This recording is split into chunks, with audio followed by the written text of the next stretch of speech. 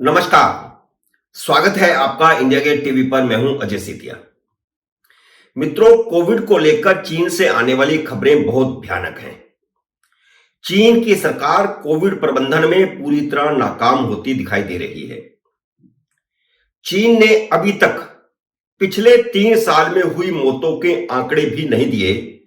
यहां तक कि विश्व स्वास्थ्य संगठन भी चीन को लेकर चुप है, जबकि दूसरे देशों पर आंकड़े छुपाने का आरोप लगाता है।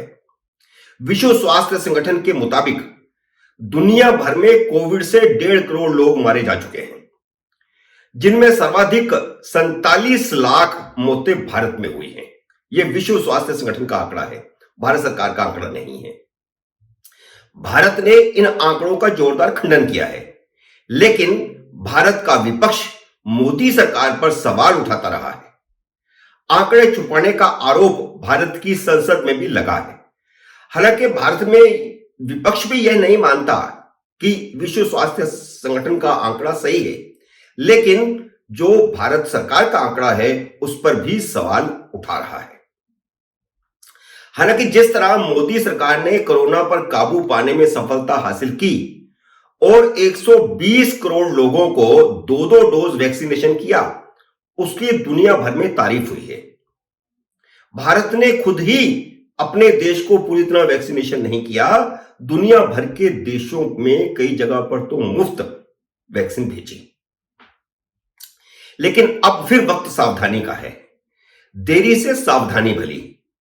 पिछली गलतियों से सबक सीखकर तुरंत सावधान हो जाना चाहिए और चीन से आने वाली फ्लाइटों पर तुरंत रोक लगा देनी चाहिए। पिछली बार अंतरराष्ट्रीय फ्लाइटें रद्द करने में बहुत देरी हो गई थी। नतीजतन कोरोना दुबई के रास्ते भारत में प्रवेश कर गया।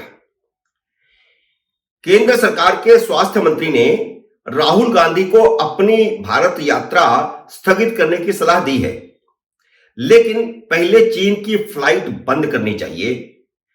अपने यहां यह कहावत यूं ही नहीं बनी है कि चोर नहीं चोर की मां को मारो, क्योंकि उसने ही शुरू में उसे अपराध करने से नहीं रोका जब वह छोटे मोटे अपराध कर रहा था। तो पहले आप कोरोना फिर से आने का रास्ता बंद करो।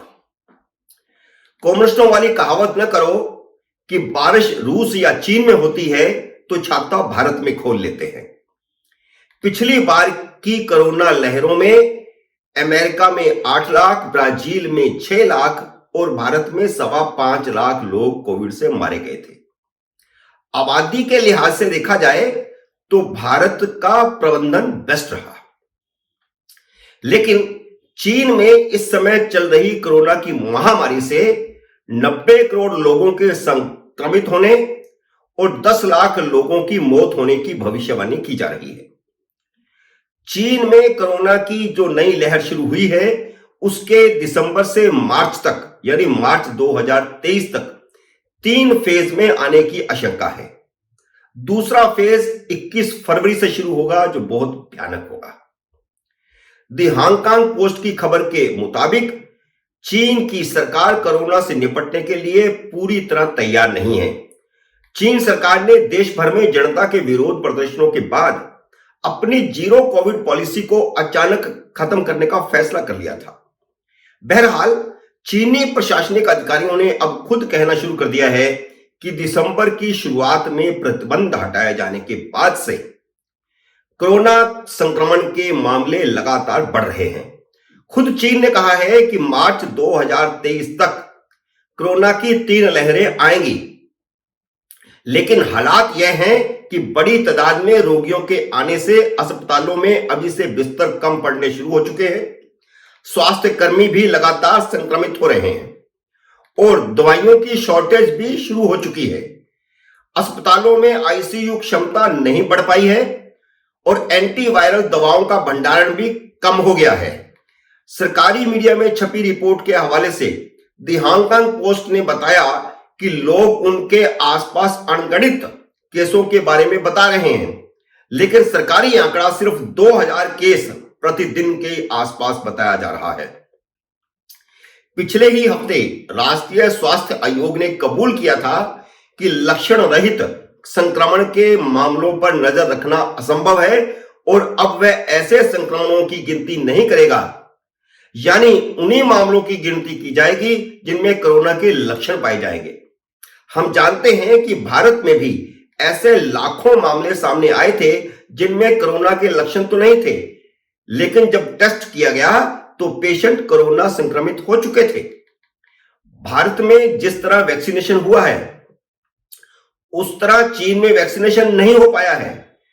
चीन में बुजुर्गों के टीकाकरण की रफ्तार तेज नहीं हो पाई है। खतरा भारत को भी है। इसीलिए तो स्वास्थ्य मंत्रालय ने नई एडवाइजरी जारी की है जिसमें कहा गया है कि चीन के अलावा अमेरिका, जापान और ब्राजील में भी कोरोना के केस बढ़ रहे हैं। इसलिए यह नहीं मानना चाहिए कि सिर्फ चीन में कोरोना के केस बढ़ रहे हैं। इसलिए मैंने कहा कि अंतरराष्ट्रीय फ्लाइटें अभी से बंद करनी जरूरी है। सिर्फ चीन ही नहीं बल्कि सारी दुनिया की फ्लाइटों पर अब निगाह रखने की जरूरत शुरू हो चुकी है। हालांकि सीरम इंस्टीट्यूट के सीईओ अडार पूनावाला ने कहा है कि भारत के शानदार वैक्सीनेशन कवरेज और ट्रैक रिकॉर्ड को देखते हुए जनता को इस महामारी के फैलाव से घबराने की जरूरत नहीं है, लेकिन उन्होंने लोगों से आग्रह भी किया है कि भारत सरकार और स्वास्थ्य एवं परिवार मंत्रालय द्वारा तय की गई गाइडलाइन का पालन करें। मित्रों, उम्मीद है मेरा यह विश्लेषण आपको पसंद आया होगा। इसे लाइक करिए, शेयर कीजिए और जन जागृति फैलाइए। और अगर आपने मेरे YouTube चैनल को सब्सक्राइब नहीं किया तो कृपया सब्सक्राइब भी कीजिए और घंटी का बटन भी दबाइए ताकि जैसे ही मेरा नया वीडियो आए आपको सूचना आए। मेरे नए वीडियो का करिए इंतजार। तब तक नमस्कार।